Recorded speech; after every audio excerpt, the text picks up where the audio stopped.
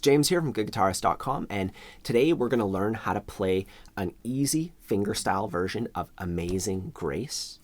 Here's what we're going to be learning. Amazing grace, how sweet the sound that saved a wretch like me. I once was lost, but now am found, was blind, but now I see. Was grace that taught my heart to fear, and grace my fears relieved.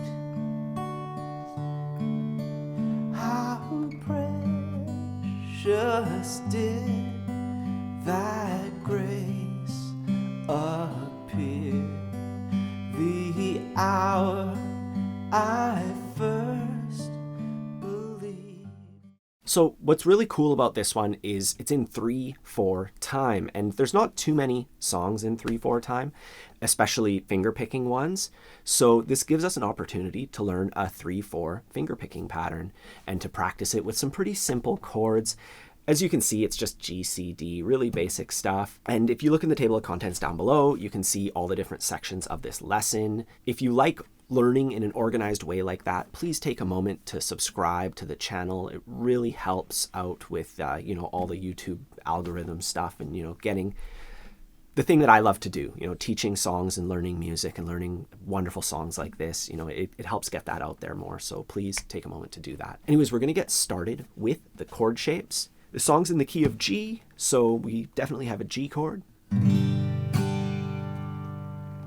And you can play G like this, or you can do it like this.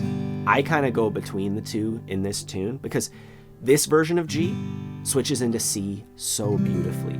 You can see these two fingers here, they're just barely moving. So G to C, that's an awesome switch. But then this version of G goes into D so amazingly. And in this song, we're not switching from D to C. So you just have to be able to go G to D and back and forth, and then G to C back and forth. And you can see the chord order right there.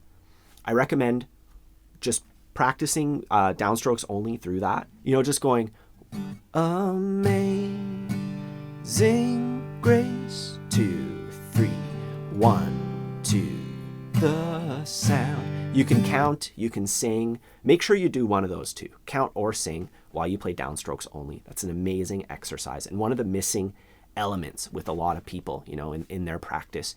You do that at your own pace. And if you do need extra help with the chord shapes, I have a couple things. There's my free ebook, which is completely free for all my subscribers. I'll put a link to that in the corner. It'll help train you up on all the basics.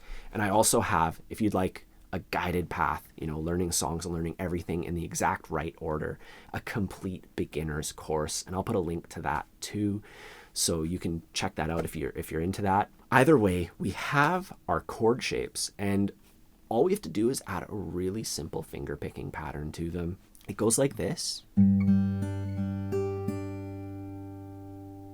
I'll do it slowly.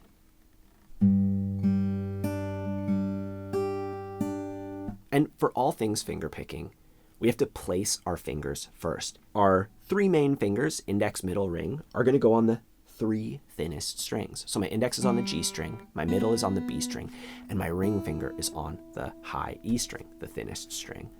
And my thumb is going to be on a different string depending on which chord we're going to be playing. For the G chord, my thumb is on the thickest string. I want to divide this pattern into a couple parts. First, so that's beats 1 and 2. I go thumb, index, middle, index. So I'm kind of just going up and down. 1 and 2 and. Then on beat 3, I go ring, middle. So I'm just adding 2 more strokes to it at the end. Ring, middle. And when you count that all out, 1 and 2 and 3 and. Take your time with that, practice it in pieces. I was about to say halves, but there's no half. There's, the first 4 beats, 1 and 2 and then 3 and just practice those pieces, get it under your fingers. Try to do the whole thing on each shape. Do it a whole bunch on G, at your own pace, of course. And then on D, our thumb is going to go to the D string.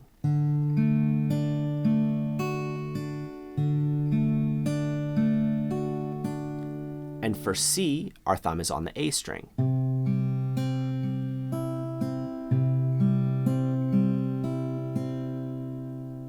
So we have the chord shapes, we have the picking pattern. Now it's just a matter of putting it together. I'm going to get out my metronome so we can play this with a steady tempo. I have it set to 72. So that's the pace that we're going to be playing at. You can always slow it down in the corner with that gear icon and play it at your own pace. 1 and 2 and 3 and. How sweet the sound that sings a wretch like me. I once was lost, but now am found. Was blind, but now I see. And that's it. That's the whole thing. And a couple things that I like to do, because this is like a traditional song. There's not like, Oasis Wonderwall. There's like a specific recording for it. And this one, you kind of do it your own way. And I like to have a little intro at the very beginning, just to get in the key for the singing and everything. I just do my pattern once on G, and then I strum D, and then Amazing grace. And you start that first G chord on Amazing grace. How sweet. A lot of the words line up with the beat in this song, which makes it actually pretty easy to sing and do the fingerstyle for it. And then for the ending, I like to tag it. And a tag is where you just repeat the last little bit. So in this case, the last little bit was blind, but now I see. And you just do that twice at the end of the song. Was blind, but now I see. Was blind, but now I see.